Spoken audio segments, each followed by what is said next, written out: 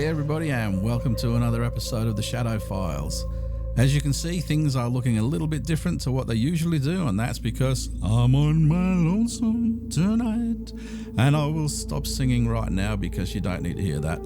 No, this is not an episode on the conspiracy of Elvis not being dead, or he probably would have been dead now if he had survived, or whatever. That could possibly be another episode all in itself. But no, tonight we're going to talk about something which has been brought up several times in our live streams, and it's something that we've been looking into for a bit, and we thought, time to do an episode. And then funny enough, I'm all by myself to do the episode. So we are talking about remote viewing. Yes, I mean, you'll have already guessed that from the thumbnail, and that's what you clicked on to come here. So what is remote viewing? Remote viewing is the ability to perceive or gather information about an unseen target from anywhere in the world or beyond using only the power of your mind. It's like having a psychic telescope to see what you cannot see in the physical world. Many scientists have done research into this, and they've come up with some mind-blowing, fantastic, and very controversial results in relation to remote viewing. Imagine being able to see events happening in a different location, or being able to describe an object which is hidden from your view, even gaining an insight into the future. Remote viewing opens up a whole new world of possibilities and expands our understanding of the true potential of the human mind.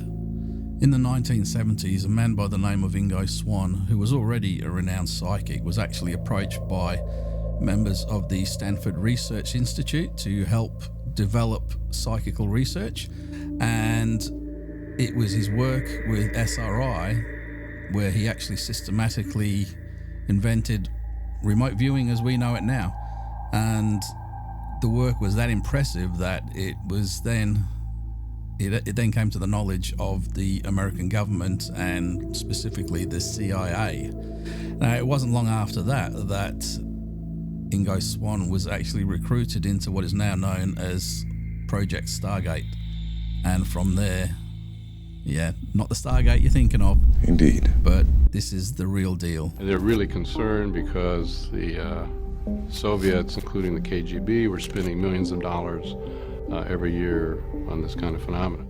Not wanting to be left behind in this type of field, the US government initiated several different programs to study psychic phenomenon and what they could do for the country. Now, the success of these individual programs was so great that they ultimately brought the whole lot together under one banner, which we now know was Project Stargate. This was basically the beginning of what we now call PSYOPs. Using these operatives to glean information from all around the world for strategic and intelligence purposes. Sat alone in a room, the remote viewer would wait until a handler came in with a sealed envelope.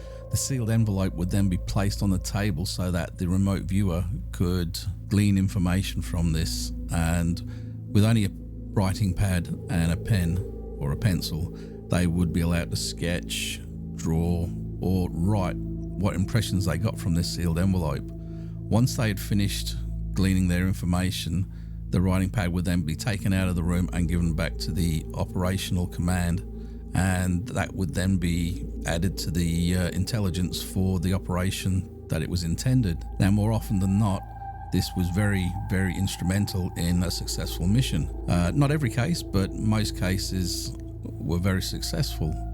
Now, they realised the potential for this, and it would then move on to other situations as well. So it wasn't just a military or an intelligence operation. They would look at things like the JFK assassination. They would look at things from out of this world, which leads me to one of the more interesting cases, which is actually in the declassified documents and well worth checking out.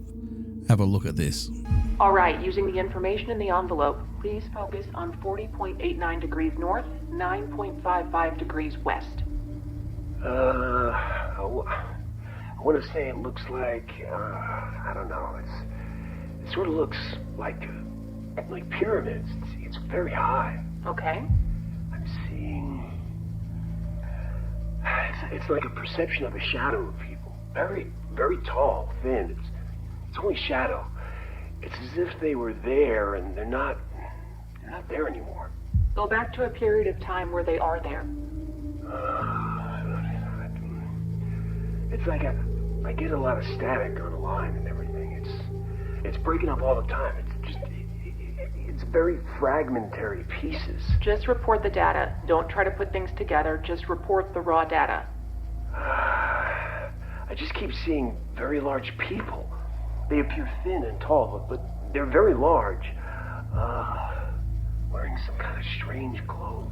What you actually heard was a true documented case from one of the Stargate projects, which is in the declassified files. You can look it up and find for yourself. Now, the interesting part about this specific case was when the envelope was opened up at the end of this session, the envelope simply said, "The planet Mars, time of interest, 1 million years BC." That's interesting, isn't it? After a number of very, very, very, very successful missions, I suppose you could call them, in 1995, Project Stargate was shut down. Now, as with all things government, I don't know if it was entirely shut down. This is all to do with the rumour mill and who knows what's happening now, but since then, remote viewing has become a mainstream thing across the internet. You can go through Facebook and many other sites and you will find all kinds of pages on all to do with remote viewing and how you can do it, because it is said that anybody has this ability. It's just that some people have a greater ability to it than others. And it's interesting that a lot of organizations still use remote viewers for their research, and they do reach out to people through social media. One of them was, I remember this remote viewing thing I had heard on the radio when I was 13 at my great-grandma's house, because she loved Art Bell. And so there was like these remote viewers talking about some CIA program. Joe McMonagle is currently a full-time research associate and partner with the Laboratories for Fundamental Research, Cognitive Sciences Laboratory, Palo Alto, California, where he has provided consulting support to research and development in remote viewing. I was like, I wonder if that was real. And so I looked it up. I bought a program online and I went through it, and it was just go through these steps, calm your mind. And, if it wasn't like a really close drawing, I would have gone, well, that could have just been chance. But I drew a space shuttle and a whole bunch of smoke coming around. I was like, well, I don't know, this could be completely wrong. And then literally the picture was the space launch shuttle and smoke going everywhere. And I'm like, it's like seeing a UFO is one thing, but seeing that actually be that accurate, and I was like, it was another kind of like crack in my reality. So there you have it, remote viewing. What do you think?